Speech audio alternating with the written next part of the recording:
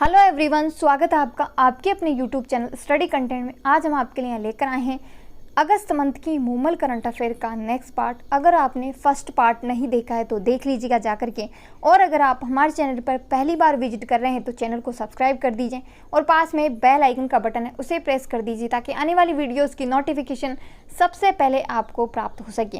और आपको जो है फर्स्ट पार्ट जो है अगस्त मंथ की मूमल मैगजीन का वो जो है आपको डिस्क्रिप्शन में लिंक मिल जाएगा, वहाँ जाकर के देख सकते हैं, या फिर जो है प्लेलिस्ट में जाकर भी देख सकते हैं। अगस्त मंथ 2022 के नाम से जो है आपको प्लेलिस्ट मिलेगी, वहाँ पर भी जाकर के आप देख सकते हैं।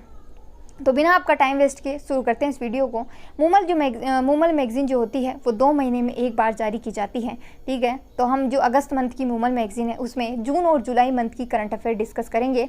तो इसमें फर्स्ट क्वेश्चन है कि 18वीं all India legal service authority meet का आयोजन 16 से 17 जुलाई 2022 को कहाँ किया गया था? तो ये किया गया था जयपुर में, ठीक है। जयपुर के सीतापुरा में स्थित JECC यानी कि Jaipur exhibition and convention centre में जो है इसका आयोजन किया गया था। मैं फिर बता रही हूँ कि जो मूमल मैगजीन है उसके एक क्वेश्चन से 2 या 3 क्वेश्चन बनते हैं, तो एक क्वेश्चन को बहुत ध्यान से पढ़िएगा, क्योंकि इसमें जो है पहला क्वेश्चन तो यही बन जाएगा कि all India legal service authority meet का आयोजन कहाँ किया गया था? तो ये जयपुर में किया गया था। दूसरा क्वेश्चन ये बनेगा कि all India legal service authority meet का ये कौन सा संस्करण है? तो ये 18वां संस्करण है, ये भी याद रखना। साथ ही जो है वर्तमान में हमारे केंद्रीय कानून मंत्री कौन है? तो किरण रिजिजू है।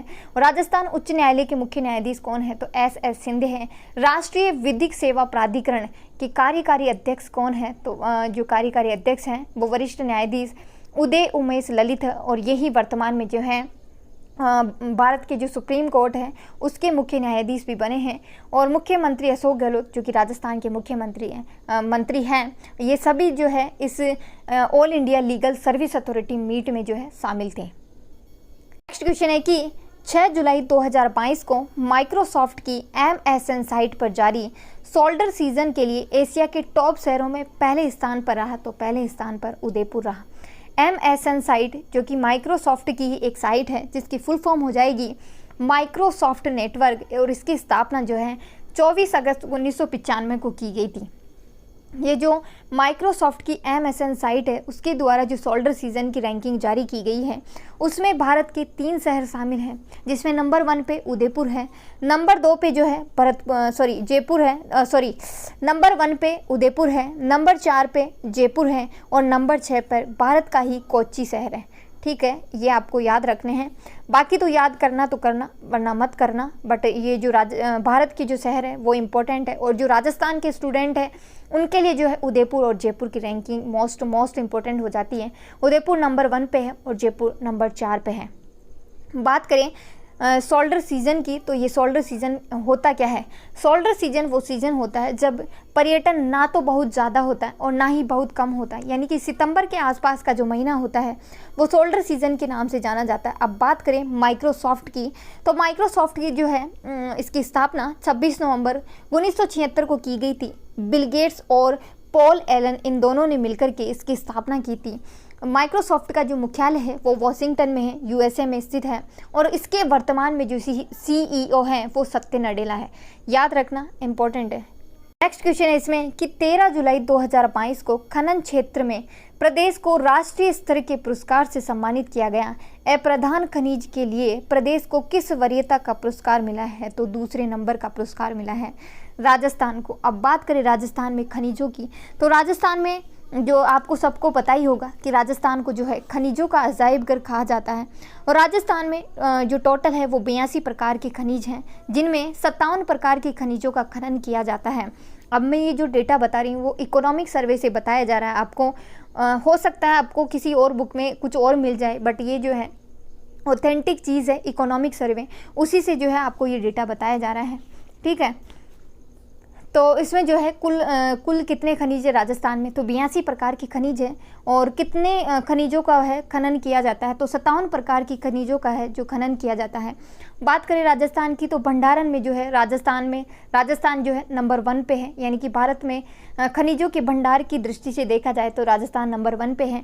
उत्पादन की दृष्टि से देखा जाए तो राजस्थान नंबर 2 पे है, और आय की दृष्टि से देखा जाए तो राजस्थान जो है 5 नंबर पे है। ऐसा क्यों है? क्योंकि राजस्थान में जो है जो अधात्विक खनिज है उनकी प्रधानता ज़्यादा है, इसलिए जो है आय की दृष्टि से ये 5वें नंबर पर है। अब बात करें राजस्थान की, तो राजस्थान में जो है कुछ खनिज ऐसे हैं जो कि राजस्थान में ही पाए जाते हैं। एकमात्र ओनली राजस्थान ही ऐसा प्रदेश है जहाँ पर इनका उत्पादन होता है। उनमें हो जाएगा सीसा, जस्ता, सेलेनाइट, वोलेस्टोनाइट। ये क्वेश्चन आता ही आता है, इसलिए आपको बताया जा रहा है एक्स्ट्रा नॉलेज के लिए, क्योंकि ये इंपॉर्टेंट है। क्वेश्चन आपसे पूछे जाते हैं कि सीसा का जो उत्पादन है वो राजस्थान में कितना प्रतिशत होता है, तो आपको 100% इसका आंसर करना होगा। सीसा, जस्ता, सेलेनाइट और वोलेस्टोनाइट जो है इनका 100% उत्पादन जो है राजस्थान में होता है। बात करें जो है चांदी, कैल्साइट, जिप्सम जो है इनका उत्पादन जो है लगभग पूरा होता है, यानी कि 95 से 90% के बीच में इनका उत्पादन होता है। अब बात करते हैं राजस्थान राज्य खनिज लिमिटेड की, तो इसकी स्थापना जो है 30 अक्टूबर 1974 को राज्य सरकार की ही एक कंपनी है जो है की गई थी इसकी स्थापना। इतनी डिटेल आपको इस क्वेश्चन के बारे में याद रखना है, क्योंकि चीज़ें जब आप रिलेट करके पढ़ते हो तभी चीज़ें लॉन्ग टाइम तक याद रहती हैं। और एक क्वेश्चन से, एक करंट अफेयर के क्वेश्चन से जो है आपको जो है जो स्टैटिक पार्ट है आपका वो भी याद हो रहा है, ठीक है। नेक्स्ट क्वेश्चन है इसमें कि 14 जुलाई 2022 को जारी हुए ट्रैवल एंड लेजर मैगजीन के 2022 के सर्वे के परिणाम स्वरूप दुनिया के टॉप 10 शहरों में भारत के कौन से 2 शहर शामिल किए गए हैं? वो फिर आ गया नाम, जयपुर और उदयपुर। अब याद रखना कौन कौन सी रैंकिंग दी गई है, कौन कौन सी मैगजीन के द्वारा, कौन कौन सी साइट्स के द्वारा दी गई है, याद रखना, क्योंकि इनकी रैंकिंग अलग अलग साइट्स के द्वारा अलग अलग होती है। अब आप MSN साइट की बात करोगे तो उदयपुर नंबर 1 पे है, और जयपुर की बात करोगे तो नंबर 4 पे है एशिया के शहरों में। लेकिन टॉप दुनिया के शहरों की बात करोगे, ट्रैवल एंड लेजर मैगजीन के द्वारा जो परिणाम जारी किया गया है उसमें दुनिया के टॉप 10 शहरों में शामिल है जयपुर और उदयपुर। जयपुर की जो रैंकिंग है वो 8वें नंबर पर रही, और उदयपुर को जो है 10वां स्थान मिला है। और नंबर 1 पे कौन रहा है, तो ओक्साका जो है मैक्सिको का एक शहर है, ओक्साका, वो नंबर 1 पे रहा। याद रखना अलग अलग साइट्स के द्वारा अलग अलग रैंकिंग दी जाती है, तो उन साइट्स के नाम भी याद रखने हैं, क्योंकि जब आप क्वेश्चन पढ़ते हो तो उसमें जो है मिस्टेक हो जाती है कि पता नहीं कौन सी साइट के द्वारा कौन सी रैंकिंग दी जाती है और आप कौन सी टिक करके आ जाते हो। नेक्स्ट क्वेश्चन है इसमें कि एयरपोर्ट अथॉरिटी ऑफ इंडिया की ओर से 15 जुलाई 2022 को जारी कस्टमर सेटिस्फेक्शन सर्वे रिपोर्ट जनवरी से लेकर के जून 2022 तक का ये किया गया है, उसमें पहले स्थान पर देश का कौन सा एयरपोर्ट रहा, तो इसमें देश का महाराणा प्रताप एयरपोर्ट जो कि उदयपुर में है वो इम्पोर्टेंट है, याद रखना, वो नंबर 1 पे रहा, ठीक है। नेक्स्ट क्वेश्चन है इसमें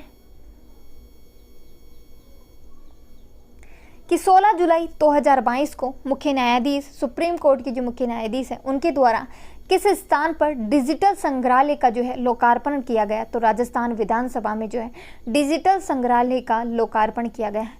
वर्तमान में जो है अभी जो जब मैं वीडियो बना रही हूँ उस टाइम पे जो है मुख्य न्यायाधीश जो है वो चेंज हो चुके हैं, और यू ललित जो है वर्तमान में भारत की सुप्रीम कोर्ट है उसके मुख्य न्यायाधीश हैं, और वो 49वें नंबर के हैं, ये भी याद रखना। लेकिन ये जो है 16 जुलाई 2022 को जो है इसका लोकार्पण किया गया था, तो उस टाइम पे जो मुख्य न्यायाधीश NV रमन्ना थे, तो उन्होंने जो है इस डिजिटल संग्रहालय का लोकार्पण किया है, और कहाँ किया है, राजस्थान विधानसभा में किया है। अब ये जो डिजिटल संग्रहालय होगा उसमें जो है विधानसभा की कार्यप्रणाली और विभिन्न जो प्रक्रियाएं उनके बारे में जानकारी दी जाएगी। साथ ही जितने भी मुख्यमंत्री या विधानसभा के अध्यक्ष या उनके द्वारा जो प्रदेश के लिए जो कार्य किए गए हैं उनका जो है उनकी जो सारी डिटेल है वो यहाँ पर दी जाएगी। राजस्थान निर्माण में जिन निर्माताओं का सहयोग रहा उन सब के बारे में भी यहाँ डिटेल दी जाएगी। नेक्स्ट क्वेश्चन है कि उत्तर क्षेत्रीय परिषद की 30वीं बैठक का आयोजन 9 जुलाई 2022 को कहाँ हुआ, तो ये जयपुर में हुआ है। 30वीं बैठक थी, याद रखना। फिर मैं बता रही हूँ कि मूमल मैगजीन के एक क्वेश्चन से जो है कम से कम 2 क्वेश्चन या 3 क्वेश्चन आपको देखने को मिलेंगे, तो याद रखना, ठीक है। तो इसका आयोजन जो है जयपुर में किया गया है। उत्तर क्षेत्रीय परिषद की 30वीं बैठक का आयोजन जयपुर में किया गया है, और इसमें जो है कुछ योजनाएं हैं उनके बारे में जो है डिस्कस किया गया है, और उनकी मांग उठी है, तो इसलिए जो है उन योजनाओं के बारे में भी पढ़ लेते हैं।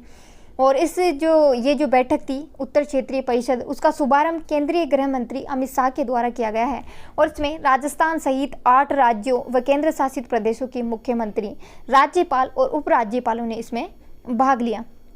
राजस्थान के मुख्यमंत्री अशोक गहलोत ने जो है इस परिषद में पूर्वी राजस्थान नहर परियोजना को राष्ट्रीय परियोजना है वो घोषित करने के लिए मांग उठाई है। अब बात करें पूर्वी राजस्थान नहर परियोजना की, तो ये है क्या?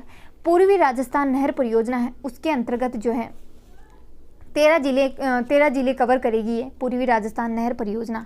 और ये इसकी जो है मांग उठ रही है कि इसे नेशनल प्रोजेक्ट के रूप में जो है बदला जाए, क्योंकि वर्तमान में जो है ये राज्य स्तर पर है, तो इसकी जो फंडिंग होती है वो 50% राज्य सरकार की तरफ से होती है और 50% केंद्र सरकार की तरफ से होती है।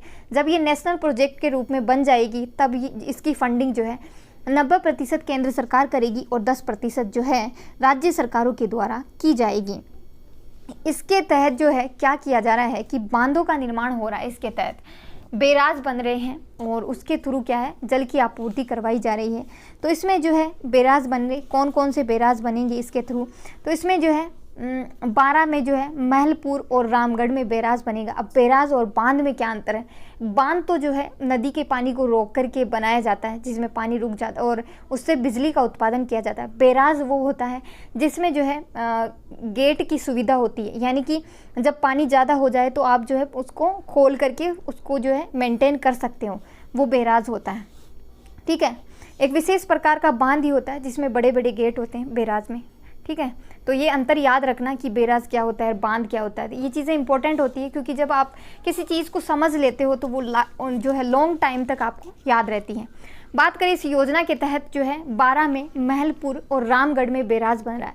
यहाँ से पानी को जो है नवनेरा बैराज जो है जो कि कोटा में स्थित है वहाँ भेजा जाएगा और फिर वहाँ से है बूंदी के इंद्रगढ़ की पहाड़ी से होते हुए ये चाकन बांध जो कि बूंदी में स्थित है वहाँ जाएगा और वहाँ से जो है ये पानी टोंक में जो है टोंक के कुम्हारिया बांध है वहाँ से, फिर वहाँ से गलवा बांध है जो कि टोंक में ही है वहाँ जाएगा और फिर इसरदा बांध जो कि टोंक में ही है फिर वहाँ जाएगा और अंतिम जो है बिसलपुर जो है बांध में इसका पानी पहुँचाया जाएगा जो कि बिसलपुर बांध आप जानते ही हो टोंक में है।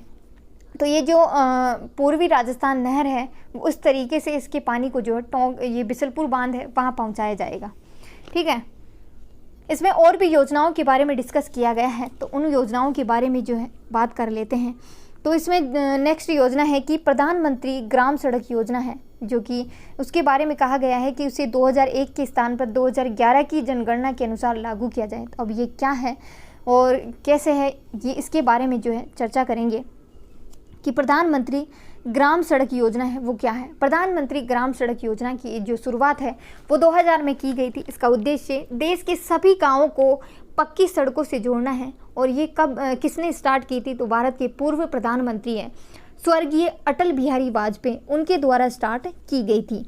इसमें एक योजना और है जल जीवन मिशन में वित्त पोषण जो है 90-10 का करने का जो है, यानी कि 90% पैसे केंद्र सरकार वहन करे और 10% राज्य सरकार जो है पैसे दे, इसके लिए जो है मांग उठाई गई है।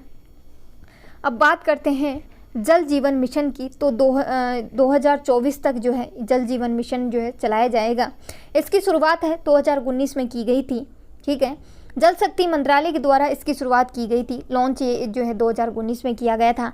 इसका जो रेशियो है वर्तमान में 50-50 का है, यानी कि 50% सरकार वहन कर रही है राज्य सरकार और 50% जो है केंद्र सरकार के द्वारा वहन किया जा रहा है। लेकिन जो उत्तर पूर्वी और हिमाचल जैसे जो राज्य हैं उनमें जो है 90-10 का रेशियो है। तो इन्होंने भी जो है हम जो अदर राज्यों के मुख्यमंत्री उन्होंने भी कहा है कि इसका रेशियो है जो कि 90-10 का किया जाए और इसमें जो है मिशन रखा गया है कि 2024 तक कार्यात्मक रूप से घरेलू नल कनेक्शन के माध्यम से प्रत्येक ग्रामीण परिवार को जो है प्रतिदिन 55 लीटर की पानी की जो आपूर्ति इस योजना के तहत करवाई जाए, यही इसका लक्ष्य रखा गया है। बात करते हैं वर्तमान में हमारे जल शक्ति मंत्री कौन है, तो भारत के जो जल शक्ति मंत्री है वो गजेंद्र सिंह शेखावत है और राज्य के जो जल संसाधन मंत्री है वो महेंद्रजीत सिंह मालवीय है। इतनी डिटेल आपको याद रखनी है। मैं हर क्वेश्चन में जो है चीज़ें रिलेट करके पढ़ाती हूँ ताकि आपको जो चीज़ें हैं वो काफ़ी आसानी से और जो है लंबे समय तक याद रहे, इसलिए। नेक्स्ट क्वेश्चन है कि प्रदेश का पहला मेमू ट्रेन यानी कि main line electric multi unit coach maintenance depot कहाँ बनाया जाएगा? तो ये बनाया जाएगा भट्टों की गली railway station Jaipur rings rail मार्ग पर बनाया जाएगा। अब ये मेमू ट्रेन होती क्या है? मेमू ट्रेन है कि वो ट्रेनें होती है जो कि बिजली से चलती हैं और जहाँ पर बिजली की कनेक्टिविटी अच्छी है वहाँ ये ट्रेनें चलाई जाएंगी। और ये मेमू जो ट्रेन है वो क्या, उसमें क्या किया जाता है कि बिजली के जो खंभे हैं उनके थ्रू इसे बिजली दी जाती है, यानी कि main line electric multi unit जो है वो ट्रेनें चलाई जाएंगी। उसमें सारी आधुनिक सुविधाएं दी जाएंगी, साफ़ सफाई का सबका ध्यान रखा जाएगा, अच्छे टॉयलेट होंगे, है ना। तो ये सारी सुविधाएं जो है इनमें दी जाएगी। नेक्स्ट क्वेश्चन है कि महाराजा गंगा सिंह विश्वविद्यालय कहाँ स्थित है? जिसमें मुख्यमंत्री अशोक गहलोत ने 15 जुलाई 2022 को इंडोर स्पोर्ट्स कॉम्प्लेक्स का उद्घाटन किया है। तो ये किया है बीकानेर में स्थित है महाराजा गंगा सिंह विश्वविद्यालय, जो कि बीकानेर में स्थित है, याद रखना। और ये जो इंडोर स्टेडियम स्पोर्ट्स कॉम्प्लेक्स का उद्घाटन किया गया है उसमें 1000 दर्शक हैं वो बैठ सकते हैं, ठीक है। और इसमें जो है basketball, volleyball, shooting, table tennis, badminton, judo, कुश्ती, जिम्नास्टिक, योगा और एरोबिक्स आदि के लिए जो है सुविधाएं उपलब्ध करवाई जाएगी। नेक्स्ट क्वेश्चन इसमें कि 11 जुलाई 2022 को मुख्यमंत्री अशोक गहलोत और शिक्षा मंत्री के द्वारा शिक्षा विभाग के किस नवीन कार्यक्रम को लॉन्च किया गया है? तो ये किया गया है राजस्थान के शिक्षा में बढ़ते कदम, इस कार्यक्रम को जो है लॉन्च किया है मुख्यमंत्री अशोक गहलोत और जो शिक्षा मंत्री है उनके द्वारा। राजस्थान में जो है शिक्षा के बढ़ते क्रम है, इस कार्यक्रम को लॉन्च किया गया है। इसके तहत क्या किया जाएगा कि कोरोना महामारी में जिन बच्चों की पढ़ाई छूट गई थी उसमें जो है वो जो छूट गई थी पढ़ाई उसको कंप्लीट करवाने के लिए लर्निंग लॉस को जो है पूरा करने के लिए जो है राजस्थान में शिक्षा में बढ़ते कदम इसको स्टार्ट किया गया है। इसमें क्या किया जाएगा कि कक्षा 1 से लेकर के 8 तक में रेमिडिएशन कार्यक्रम चलाया जाएगा, जिसके थ्रू क्या किया जाएगा कि बहुत ही कम टाइम में जो है 1 से लेकर के 8 तक की जो पढ़ाई है उसको बहुत ही कम टाइम में और बहुत ही अच्छे तरीके से, जिसमें बच्चों को आनंद आए, उस तरीके से जो है इस पढ़ाई को करवाया जाएगा। इसमें जो है रटने की जगह जो है समझने पे जोर दिया जाएगा। और इसमें ब्रिज कोर्स की भी घोषणा की थी पहले सरकार ने। वो ब्रिज कोर्स वही होते हैं कि कम टाइम में जो है आप अच्छी लर्निंग और बहुत सारी चीज़ें आप बच्चों को सिखा सके, वही ब्रिज कोर्स होते हैं, ठीक है। और इसमें पहले क्या कहा गया था कि होलिस्टिक रिपोर्ट कार्ड भी जो है इसके तहत बनाए जाएंगे। तो होलिस्टिक रिपोर्ट कार्ड वो रिपोर्ट कार्ड होते हैं जिसमें जो है बच्चे की पढ़ाई से संबंधित ही चीज़ें रिपोर्ट नहीं की जाती, उसमें जो है बच्चे की जो है कनेक्टिविटी, सोशल कनेक्टिविटी कैसी है, वो स्पोर्ट्स में कैसा है, वो जो स्कूल में जो कार्यक्रम होते हैं उनमें कितना पार्टिसिपेट करता है, कितना नहीं करता है, यानी कि ऑल ओवर जो है बच्चे की लाइफ से रिलेटेड है, पूरा होलिस्टिक कार्ड रिपोर्ट बनेगा। उसके आधार पर जो है बच्चे को मार्क्स दिए जाएंगे और उसी के आधार पर जो है अब बच्चों को परसेंटेज मिलेगी।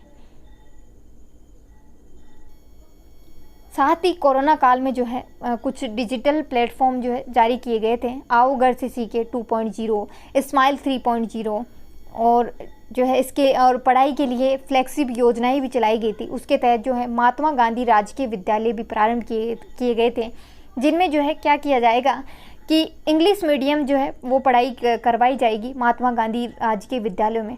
कुछ स्कूल कुछ तो नए खोले जाएंगे और कुछ जो है पहले जो स्कूल चल रहे थे उन्हीं में जो है हिंदी और इंग्लिश का सिस्टम कर दिया जाएगा।